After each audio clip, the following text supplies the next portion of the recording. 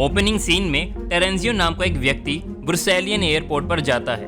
वो स्पष्ट रूप से घबराया हुआ है और जल्दी में है। ज्यादातर लोग सोचेंगे कि उसकी फ्लाइट मिस हो रही होगी, लेकिन सच्चाई कुछ और है। वो हेल्प डेस्क पर जाकर वेस्ट जाने की किसी भी फ्लाइट की टिकट मांगता है, पर वहां के लिए भी सबसे पहली फ्लाइट भी 2 घंटे बाद की थी। फिर भी वो टिकट खरीद लेता है, क्योंकि असल में उसे तो टर्मिनल क्रॉस करना था। उसी एयरपोर्ट पर एक प्रसिद्ध इन्फ्लुएंसर इनेस अपने न्यूयॉर्क में एक दोस्त के साथ वीडियो चैट कर रही थी, जब अचानक उसकी फ्रेंड का दम घुटने लगता है और वो बेहोश हो जाती है। तो इनेस परेशान हो जाती है। बाहर टीवी देख रहे लोग देखते हैं कि टीवी रिपोर्टर और लाइव शो होस्ट कैमरे के सामने बेहोश हो गए हैं। इतना ही नहीं, बल्कि पूरी गली के लोग जमीन पर बेहोशी की हालत में पड़े हैं। टेरेंजियो सिचुएशन की सीरियसनेस को भांप लेता है और वहीं दूसरी ओर दर्शकों को लगता है कि ये किसी तरह का मजाक होगा। वो बिना देरी किए टर्मिनल पर जाता है और देखता है कि एक गार्ड का ध्यान नहीं है। वो उसकी बंदूक छीन कर सभी को उसके रास्ते से हटने के लिए कहता है। वो एक फ्लाइट के लिए भागता है जो कुछ ही मिनटों में मॉस्को के लिए उड़ान भरने वाली है। पायलट लापता है और को पायलट मैथ्यू आतंकवादी की मदद नहीं कर सकता।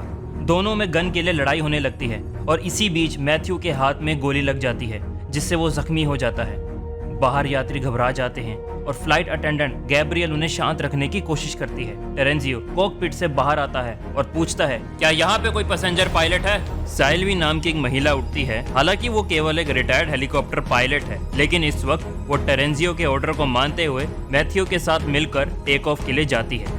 बुलेट की वजह से एवियोनिक्स टूट गया है और इसके कारण फ्लाइट से कोई भी बाहर किसी से संपर्क नहीं कर सकता। कुछ देर बाद साइल्वी और मैथ्यू टेरेंजियो से उसका ऐसा करने के पीछे का कारण जानने की कोशिश करते हैं। वो कहता है कि वो एक नाटो का अधिकारी है और कुछ ऐसा जानता है कि वो नहीं जानते। उनके रिक्वेस्ट करने पर वो बताता है कि सूर्य की किरण जानलेवा हो गई हैं। अगले दिन से सूर्य उदय सभी को मारने वाला है, यहाँ तक कि उन लोगों को भी जो घर के अंदर रहेंगे। यह जापान और कोरिया जैसे पूर्वी देशों में पहले ही शुरू हो चुका है। मैथ्यू और साइल्वी उस पर विश्वास नहीं करते और सोचते हैं कि वो मानसिक रूप से बीमार होगा। टेरेंजियो भी स्वीकार करता है कि वो एक बेवकूफ़ की तरह लग सकता है, लेकिन दावा करता है कि जो भी वो कह रहा है वो सच है।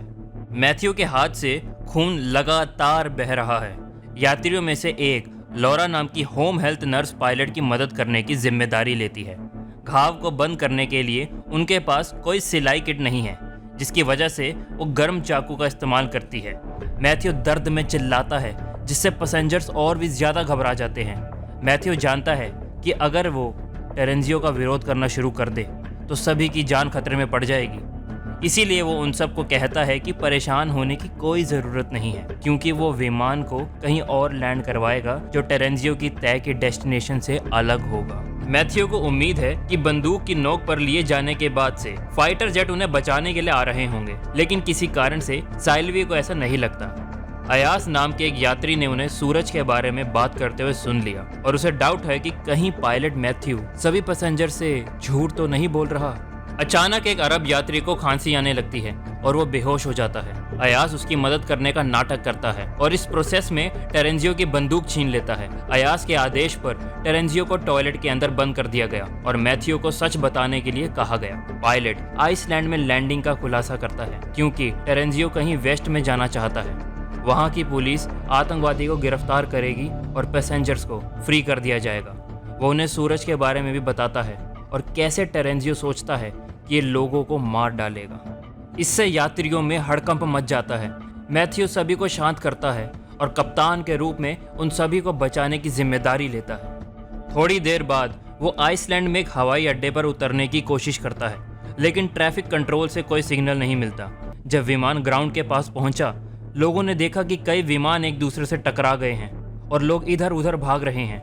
वे अंत में मान लेते हैं कि टेरेंजियो सच कह रहा था, लेकिन रनवे ब्लॉक होने के कारण वे उतर नहीं सकते। अब विमान में सिर्फ इतना ही फ्यूल बचा है कि वो स्कॉटलैंड के थोड़ा सा वेस्ट की ओर बढ़ सके। टेरेंजियो को फ्री कर दिया जाता है। उसने खुलासा किया कि उसने अपने सीनियर्स को सन के बारे में बात करते हुए सुना था।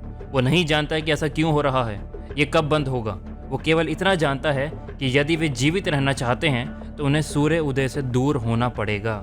इसी बीच जो अरब व्यक्ति जो पहले बेहोश हो गया था अभी भी फर्श पर है। उन्हें सांस लेने में तकलीफ हो रही है और कार्डियक अरेस्ट होने वाला है। अपनी अंतिम सांसों के साथ वो कहता है कि फ्लाइट से पहले उसने कुछ हीरो को निगल लिया था। नर्स लॉरा उसे बचाने की पूरी कोशिश करती है लेकिन बचा नहीं पाती। उसी समय वो स्कॉटलैंड के एक इमरजेंसी लैंडिंग से गुजरते हैं जहां मैथ्यू एक दीवार से टकराने के कुछ सेकंड पहले विमान को रोक देता है। पैसेंजर्स बाहर जाते हैं और उनके फ़ोन पर उनके प्रियजनों के मैसेजेस आए हुए होते हैं। इंटरनेट घातक धूप के खबरों से भरा पड़ा है। आधी दुनिया मर चुकी है और बाकी आधी अपनी मौत का इंतज़ार कर रही है। हवाई अड्डा खाली है क्योंकि जिसे भागने का मौका मिला वो अंधेरी जगहों में चला गया। अचानक 3 RAF सोल्जर्स ने उनसे मदद मांगी। सूर्य उदय से पहले उनके पास केवल 45 मिनट हैं, इसीलिए वे ज़रूरी चीज़ें जमा करके वेस्ट की ओर उड़ान भरने का निर्णय लेते हैं। पैसेंजर्स में से एक एयरक्राफ्ट इंजीनियर जैकब है जो अपनी प्रेग्नेंट वाइफ के लिए अपने घर वापस जाना चाहता है, लेकिन दूसरे पैसेंजर्स की जान बचाने के लिए उसे मना कर दिया जाता है। विमान के टैंक को भरने के बाद वे एक और बार उड़ान भरते हैं। सोल्जर्स में से एक पायलट है और सुझाव देता है कि अगर वो इक्वेटर से दूर उड़ेंगे तो उन्हें थोड़ा और वक्त मिल जाएगा। उनकी अगली डेस्टिनेशन कनाडा है जहां वे फिर से विमान में फ्यूल भरेंगे और रेडियो को ठीक करेंगे। एक आदमी को एक आर्टिकल मिलता है जिसमें कहा गया है कि इस डिजास्टर का कारण सूर्य की पोलैरिटी है। हॉर्स्ट नाम का एक अन्य यात्री एक क्लाइमेट स्पेशलिस्ट है और जानता है कि सूर्य की ध्रुवीयता का अर्थ क्या है। वो बताता है कि हर 11 साल में सूर्य का मैग्नेटिक फील्ड उलट जाता है, लेकिन इसके पीछे का कारण कोई नहीं जानता। इसका दुनिया पर कोई खास प्रभाव नहीं पड़ा, इसीलिए ज़्यादा रिसर्च नहीं की गई। हालांकि पिछले कुछ दशकों में रिवर्सल की इंटेंसिटी कमज़ोर होती जा रही थी। इस वजह से हॉर्स्ट को लगता है कि दूसरी दिशा में रिवर्सल कहीं अधिक शक्तिशाली हो गया है। यदि वो जो कह रहा है वो सत्य है तो पृथ्वी पर जहाँ भी सूरज की किरणें गिर रही हैं वहाँ गामा रेस तबाही मचा रही है, जिससे लोग तुरंत मर रहे हैं। ठीक उसी समय अयास को एक न्यूज़ रिपोर्ट मिलती है जिसमें तीनों RAF सोल्जर्स के बारे में बताया गया है। वे वास्तव में अफगानिस्तान के आतंकवादी हैं। उन्हें अरेस्ट करके उनके देश वापस लाया जा रहा था। बाहर उनमें से एक बहस में पड़ जाता है और गुस्से में डिमेंटिया से पीड़ित बूढ़े आदमी को धक्का मारता है जिससे उसकी मौत हो जाती है। साल्वी ने मैथ्यू को न्यूज़ रिपोर्ट के बारे में बताया और दोनों ने फैसला किया कि कनाडा में लैंड करते ही वो उन आतंकवादियों को खुद से अलग कर देंगे। कुछ ही समय बाद वो लैंड करते हैं और अब उनके पास 2 ही घंटे बचे होते हैं आगे की प्लानिंग करने के लिए। सूरज की रोशनी के कई शिकार शहर के चारों ओर पड़े हैं। आतंकवादियों को पास की दुकान में से रेडियो के पार्ट्स ढूंढने के लिए कहा जाता है। वो मान तो जाते हैं लेकिन अपने साथ गैब्रियल और जैकब को ले जाते हैं। अब यहाँ पे एक प्रॉब्लम थी। जैकब को तो पता था प्लान के बारे में पर गैब्रियल को नहीं। इसीलिए जब वे दुकान में होते हैं तो जैकब आतंकवादियों को एक कमरे में बंद कर देता है। गैब्रियल उसके साथ आने से मना कर देती है। जैकब उसे मनाने की कोशिश में समय बर्बाद नहीं करता और आतंकवादियों से बचता हुआ एयरपोर्ट की तरफ भागता है। वे उसे पकड़ तो नहीं पाते लेकिन खिड़की पर गोली मार देते हैं जिससे एक हल्की दरार पड़ जाती है। डोमिनिक नाम का एक गंभीर रूप से बीमार बच्चा भी फ्लाइट में होता है। अयास उससे बात करने की कोशिश करता है लेकिन उसकी ओवर प्रोटेक्टिव माँ उसे चले जाने के लिए कहती है।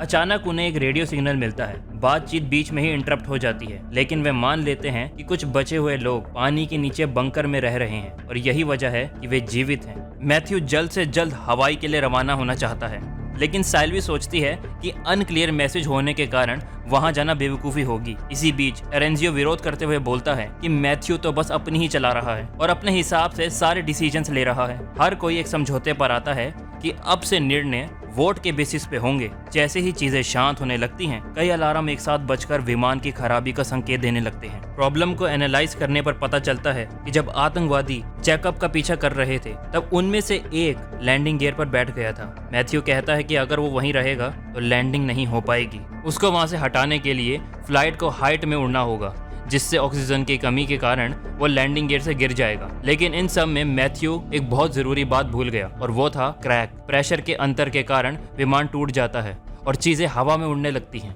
मैथ्यू जल्दी से विमान को कम ऊंचाई पर ले जाता है और जैकब कुछ समय के लिए खिड़की बंद करने के लिए एक लकड़ी के बोर्ड का उपयोग करता है। तभी शांत हो जाते हैं लेकिन डोमिनिक को सांस लेने में परेशानी होने लगती है क्योंकि उसकी रेस्पिरेटरी ट्यूब इस इंसिडेंट में फ्लाइट के बाहर चली गई थी। तभी अयास को एक आइडिया आता है। वो ऑक्सीजन पाइप को यूज करके डोमिनिक के लिए रेस्पिरेटरी ट्यूब बनाता है।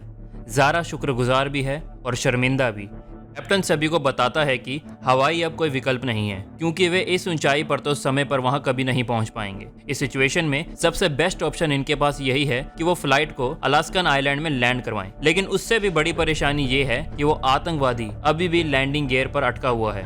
अयाज, जैकब और टेरेंजियो फ्लाइट के अंडर कैरेज में जाते हैं और उसे देखने के लिए विमान के फर्श में एक छेद कर देते हैं। जैसे ही टेरेंजियो अपनी गन को अंधेरे में इंजेक्ट करता है, टेररिस्ट उस पर अटैक कर देता है, लेकिन अयाज उसे बचा लेता है और टेररिस्ट को भी मार डालता है। वो कुछ मिनटों के लिए सबके सामने एक हीरो बन जाता है, लेकिन तभी पैसेंजर्स को याद आता है कि उसी की वजह से एक अरब पैसेंजर की मौत भी हुई है। उन्होंने उसके शरीर को कनाडा में ही दफना दिया, जहां एक आदमी ने अयाज को डेड बॉडी का पेट काटते हुए देख लिया था। अयाज कबूल करता है कि वो एक जालसाज है जो ब्रुसेल से मॉस्को तक हीरो की तस्करी कर रहा था।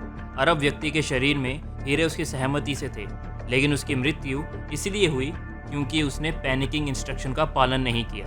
कन्फेशन सुनने पर कुछ यात्री विरोध करते हुए कहते हैं कि अयाज को आतंकवादियों की तरह छोड़ देना चाहिए, लेकिन वोटिंग ने अयाज को बचा लिया। नतीजा, उसे एवियोनिक्स बे में हथकड़ी लगा दी गई थी। अगले सीन में वे अलास्का में उतरते हैं और उड़ान भरने से पहले टैंक को फिर से फुल करवा लेते हैं। जब हॉर्स को कुछ अजीब सा लगता है, कनाडा में उन्होंने जो फल उठाए थे उसका कोई भी स्वाद नहीं था। वो कहता है कि ऐसा इसीलिए हो रहा है क्योंकि गामा रेस इतनी तीव्र हैं कि वे भोजन के एटॉमिक स्ट्रक्चर को बदल रही हैं, जिससे उनकी न्यूट्रिशनल वैल्यू भी कम हो रही है। अगर ऐसा ही चलता रहा तो कुछ ही हफ्तों में वे मर जाएंगे। मैथ्यू मानता है कि ये एक बड़ी प्रॉब्लम है, लेकिन उसके लिए उससे भी बड़ी चुनौती है सूरज से बचना। पिछले कुछ घंटों से मैथ्यू अजीब बर्ताव कर रहा था।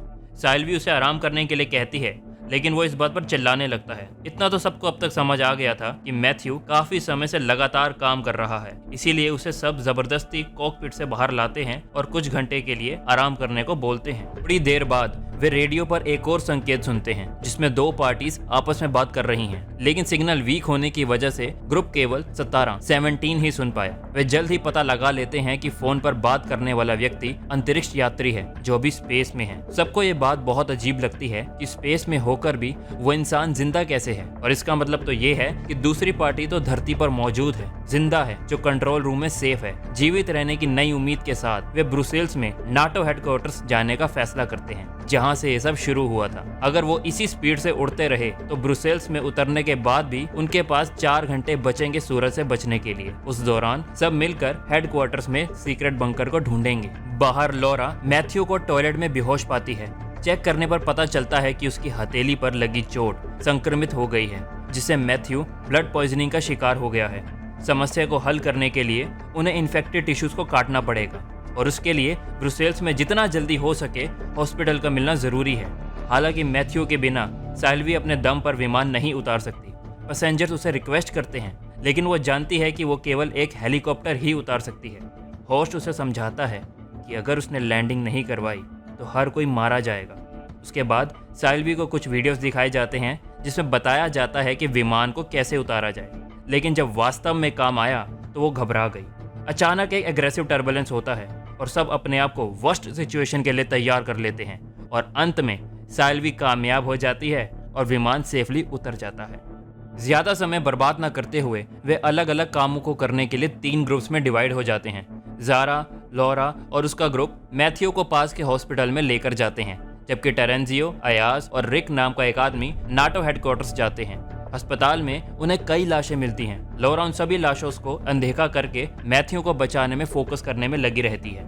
इसी बीच नाटो हेडक्वार्टर्स में टेरेंजियो उन्हें कॉन्फ्रेंस रूम दिखाता है, जहां उसने पहली बार आपदा के बारे में सुना था।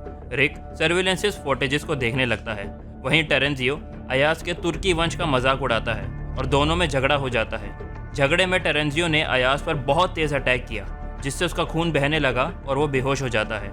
रिक को एक रिकॉर्डिंग मिलती है जिसमें ऑफिशियल्स बल्गेरिया में एक बांध के नीचे बंकर के बारे में बात कर रहे थे। जगह का नाम 17 है। यही बात उन्होंने कुछ घंटे पहले रेडियो में भी सुनी थी। इससे पहले कि वो उन दोनों के पास वापस जा पाता, टेरेंजी उसके पास आता है और उससे कहता है कि अयाज पहले ही जा चुका है। रिक अयाज के शरीर को स्क्रीन पर खून से लथपथ देखता है, लेकिन डर से कुछ नहीं बोलता। सूर्य उदय से आधा घंटा पहले सभी विमान में सवार हो जाते हैं। टेरेंजी सभी को बताता है कि अयाज उनसे पहले ही एयरपोर्ट के लिए चला गया था और पता नहीं अब वो कहां पर है। वो अब उसके लौटने का इंतजार नहीं कर सकते। भारी मन के साथ वे इंजन शुरू करते हैं। तब अचानक विमान के सामने कार रुकती है और अयाज बाहर आता है। अगले सीन में एवियोनिक्स बे में टेरेंजियो को हथकड़ी लगाई जा रही है। सैल्वी सभी को बताती है कि अगर बल्गेरिया की योजना काम नहीं करती है तो उनके पास दूसरी जगह तक पहुंचने के लिए पर्याप्त ईंधन या समय नहीं होगा। जैसे ही वो लैंड करेंगे सभी को तैयार रहना होगा, क्योंकि बंकर तक पहुंचने के लिए उनके पास केवल 20 मिनट का समय होगा। अयास को सीजर्स आते हैं, लेकिन वो किसी को बताता नहीं है। थोड़ी देर बाद वे बल्गेरियन एयरपोर्ट पर उतरते हैं और 2 अलग अलग वाहनों की सवारी करते हुए 2 अलग ग्रुप्स में हो जाते हैं। सैल्वी पहली कार चलाती है और आगे बढ़ती है, जबकि अयास दूसरी गाड़ी चलाता है। रास्ते में उसे फिर से दौरा पड़ता है, जिससे गाड़ी का एक्सीडेंट हो जाता है। पहली गाड़ी पहले ही काफ़ी दूर जा चुकी थी और अब इनके पास रुके रहने का बिल्कुल भी वक्त नहीं था। एक चौराहे पर सैल्वी राइट साइड मुड़ती है और एक आधे खुले गेट पर पहुंचती है। एक यात्री इसे छूने की कोशिश करता है और बिजली की वजह से उड़ जाता है। इसके साथ साथ एक प्रॉब्लम ये भी थी कि गेट को खुले रखने के लिए एक बटन को लगातार प्रेस करना होगा।